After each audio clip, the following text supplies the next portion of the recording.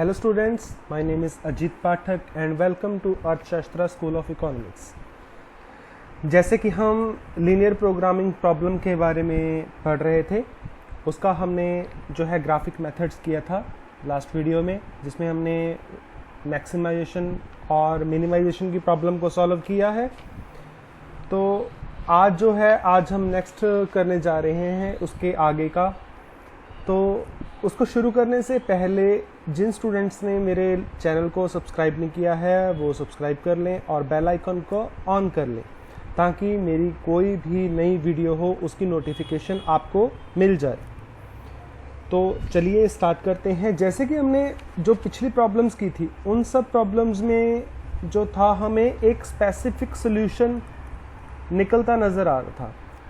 ठीक है, हमें क्या था, हमें हमेशा एक स्पेसिफिक सोल्यूशन मिलता था जो, लेकिन जब हम लीनियर प्रोग्रामिंग प्रॉब्लम की बात करते हैं तो हमेशा जो है स्पेसिफिक सोल्यूशन नहीं आता।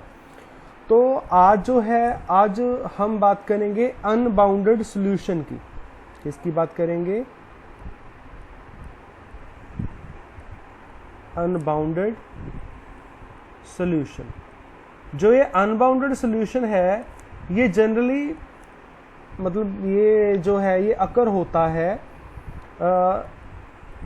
When we are dealing with the maximization problem. जब हम मैक्सिमाइजेशन की प्रॉब्लम को सॉल्व करते हैं तो उस सिचुएशन में अनबाउंडेड सोल्यूशन आता है।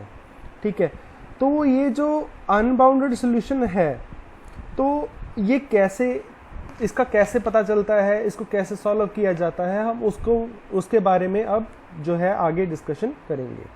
चलिए स्टार्ट करते हैं। उसमें क्या है, लेट वी से कि हमारे पास एक प्रॉब्लम है जिसमें हमने पहले जो हम मैक्सिमाइजेशन की प्रॉब्लम करते थे, मैक्सिमाइजेशन की जो हम प्रॉब्लम डिस्कस करते थे, उसमें था हमारे पास होता था एक ऑब्जेक्टिव फंक्शन जो था let's say 3x1 plus 5x2, और उसमें हमें गिवन होता था सब्जेक्ट टू कंस्ट्रेंट्स।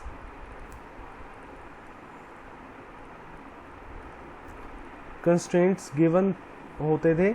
तो पहला कंस्ट्रेंट हमको गिवन है x1 plus 2x2 less than equal to 20, x1 plus x2 less than equal to 15। Okay, उसके बाद में अब क्या है, अब हम लेंगे फर्स्ट कंस्ट्रेंट।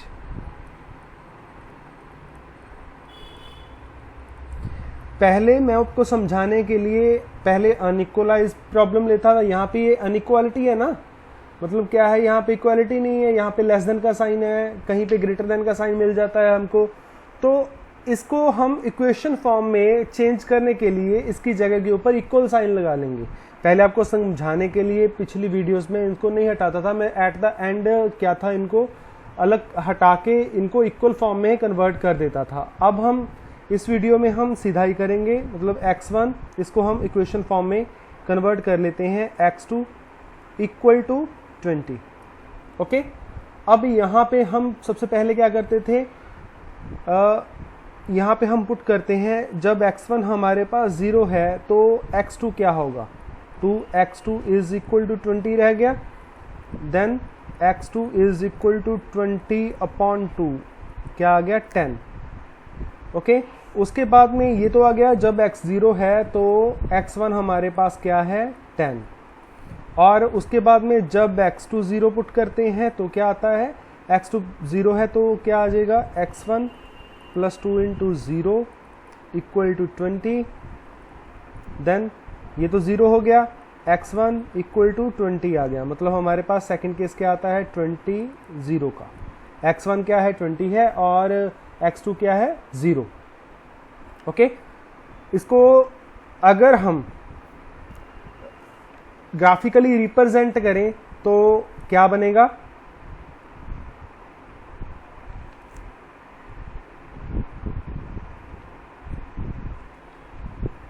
अच्छे 2 4, इधर हम ले लेते हैं x1, यहाँ पे लेते हैं हम x2। ओके, 2 4 6 8 10 12 14 16 18 20 22, यहाँ से 2 4 6 8 10 12 14 16 18 20। तो ये केस यहाँ पे 0 0 है, तो ये ओरिजिन है। और यहाँ पे अगर हम इसको अब ग्राफिकली रिप्रेजेंट करें तो क्या आएगा, यहाँ पे देखिए हमारे पास सबसे पहले है 0, x1 क्या है 0 है, x2 है 10, x1 0 को लें और x1 को ले 10, तो ये क्या आ गया, ये आ गया हमारा लेट्स से a पॉइंट, तो ये आ गया a। और उसके बाद में दूसरा क्या है, x1 हमारे पास है 20, x2 है 0, x2 0 है और x1 20 है, तो वो कहाँ पे आ गया, ये आ गया हमारा b पॉइंट।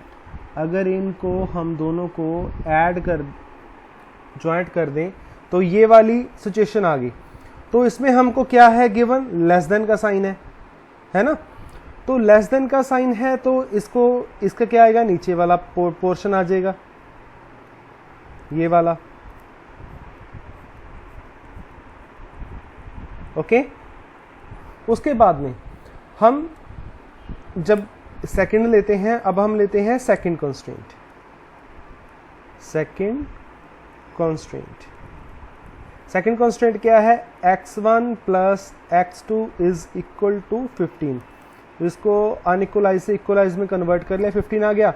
जब x1 0 है तो x2 क्या रह जाएगा, जब x1 0 है तो x1 तो 0 हो गया, x2 क्या आ गया 15।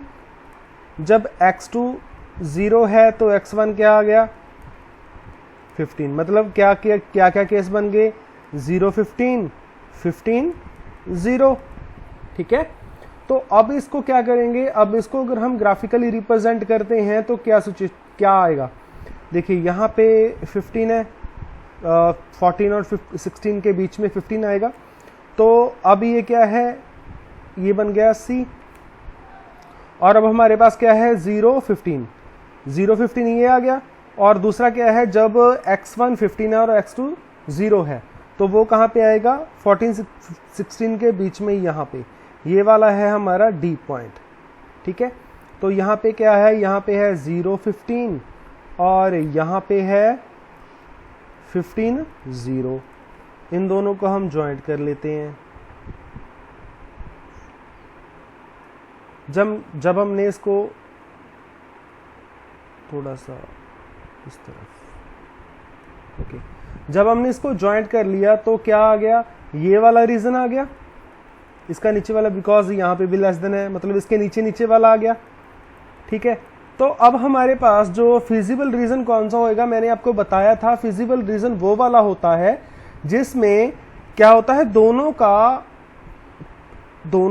दोनों ही जो कंस्ट्रेंट्स हैं, जो हमारे पास गिवन कंस्ट्रेंट्स होती हैं, ठीक है, दोनों को मिला के जो रीजन बनता है, या कह सकते हैं कि दोनों का कंबाइन, ठीक है, दोनों का शेयरिंग में जो होता है, शेडेड एरिया होता है, वो क्या आ जाता है हमारा, उसको क्या बोलते हैं उसको हम ले लेते हैं इसका हमारा फिजिबल रीजन। तो कहाँ दोनों कहाँ पे सेटिस्फाई कर रहे हैं, ये वाले एरिया में, ये वाला शेडेड एरिया है जो ये वाला, ठीक है, जो ये एरिया है ये आ गया हमारा फिजिबल रीजन, ठीक है। और अब यहाँ पे ये इंटरसेक्ट कर रहा है, इसको हम पॉइंट ले लेते हैं E, ठीक है। ये तो थी पहले वाली प्रॉब्लम। तो अब हमारे पास यहाँ पे AED कुछ पॉइंट्स आ गए। अगर हम यहाँ पे मैं क्या बात कर रहा हूँ, मैं बात कर रहा हूँ मैक्सिमाइजेशन की। तो मैक्सिमम पॉइंट इनमें से कहीं पे भी हो सकता है, मैक्सिमम इससे ज़्यादा तो वैल्यू कोई नहीं है, नहीं, इसके नीचे है, मतलब ये एक बाउंडेड एरिया है, ठीक है। लेकिन यहाँ पे अगर मैं हल्का सा चेंज कर दूं तो ये अनबाउंडेड सोल्यूशन में कैसे चेंज हो जाएगा, ये तो आपको पता चल गया, ये तो आ गया बाउंडेड सोल्यूशन। मैंने आपको अनबाउंडेड सोल्यूशन समझाने से पहले आपको पता होना चाहिए कि बाउंडेड सोल्यूशन हम कैसे करते थे। ये हमारा एक बाउंड्री है, ये हमारा बाउंडेड सोल्यूशन आ गया, ठीक है। लेट्स से ये मैक्सिमाइजेशन हमने करने हैं प्रॉफिट्स के, हमने प्रॉफिट्स को मैक्सिमाइज करना है, ठीक है। तो अब इस सिचुएशन में क्या है, अगर मैं क्या करूं, इसको खत्म कर, यहां पे जो यहां पे हमको गिवन है ना, ये वाला, इसको लेस देन था, इसको मैं कन्वर्ट करके अगर मैं ग्रेटर देन साइन में कन्वर्ट कर दूं, लेस देन को अगर ग्रेटर देन में कन्वर्ट कर दिया जाए तो क्या होगा, तो ये ग्रेटर देन आ गया, यहां पे भी ग्रेटर देन का साइन आ गया, ठीक है। तो जब ग्रेटर देन हो जाएगा तो उस सिचुएशन में क्या करेंगे, अब ये ग्रेटर देन है, मतलब क्या है, इससे ज्यादा ज्यादा, पहले तो था कम कम, मतलब इसमें ग्रेटर देन में क्या होता है कि ये वाली जो वैल्यू है या तो 20 के बराबर हो या 20 से ज्यादा हो। तो इस सिचुएशन में इसको भी हम रब कर लेते हैं।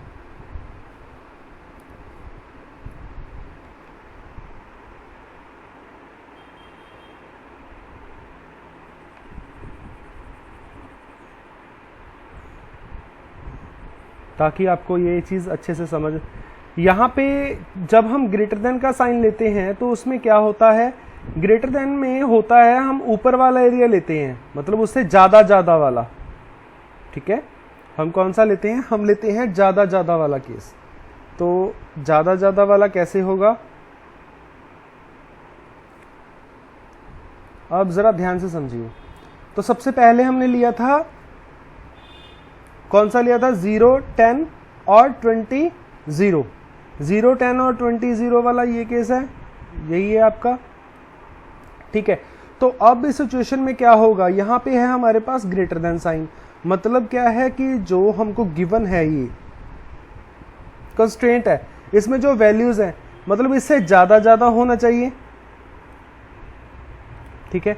सॉल्यूशन ऊपर की तरफ होएगा, मतलब जो हमारा इसका शेडेड एरिया है, जो हमको जिसको हम बोलते थे फिजिबल रीजन, तो इसका फिजिबल रीजन ये वाला है। और उसके बाद में सेकंड कंस्ट्रेंट का जो फिजिबल रीजन कौन सा बनता है, 0, 15, ये वाला। इसको जब हम करते हैं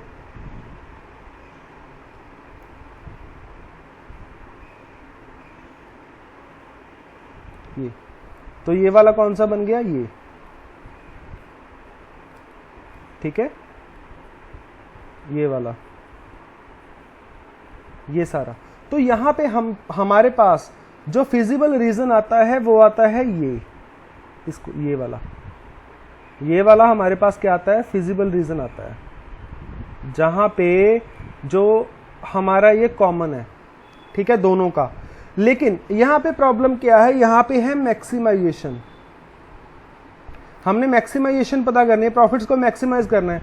तो यहाँ पे ये जो हमारे पास जो सी पॉइंट आ गया, ई आ गया या बी आ गया, ये वाले पॉइंट्स हमको मतलब सबसे कम मिनिमम एरिया शो कर रही हैं, लेकिन हमको ये नहीं पता ना कि मैक्सिमम ये वैल्यू कहाँ तक जाएगी।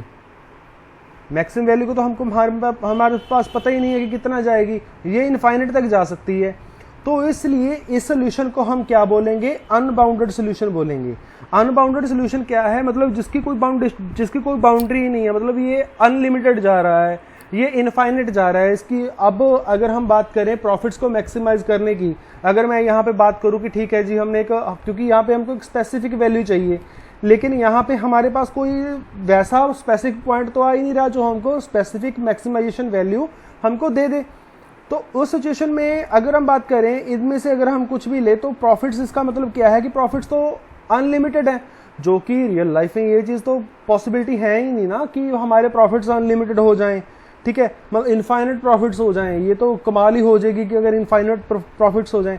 सो इसलिए इस सोल्यूशन को हम क्या बोलते हैं, अनबाउंडेड सोल्यूशन, ठीक है। सो होप सो जो है आपको ये समझ आ गया होगा कि अनबाउंडेड सोल्यूशन का जो केस क्या होता है, अनबाउंडेड सोल्यूशन में क्या क्या जो है हम कैसे हम उसको निकाल सकते हैं। इसकी जो सबसे ज़रूरी चीज़ ये है, जो अनबाउंडेड सोल्यूशन की प्रॉब्लम आती है वो हमेशा आती ही मैक्सिमाइजेशन की प्रॉब्लम में है। जब हम बात करते हैं मैक्सिमाइजेशन की, जब हम तो उसमें क्या है, उसमें ही इसको देखा जाता है, जो अनबाउंडेड सोल्यूशन की प्रॉब्लम आती है। बिकॉज हमने इससे पहले वाली जितनी भी प्रॉब्लम्स की थी उसमें जो है एक बाउंड्री आ गई थी, इसमें भी इस प्रॉब्लम को भी हमने बाउंडेड सोल्यूशन से अनबाउंडेड में कन्वर्ट किया है। पहले हमने इसे को लेस देन में किया था ताकि आपको समझ आ जाए कि बाउंडेड सोल्यूशन क्या होता है। उसके बाद में हमने इसको जो है ग्रेटर देन में कन्वर्ट करके हमने इसको अनबाउंडेड सोल्यूशन बना दिया। मतलब आपको होप सो जो है ये अच्छे तरीके से समझ आ गया होगा। और इस वीडियो को ज़्यादा से ज़्यादा शेयर करना मत भूलें।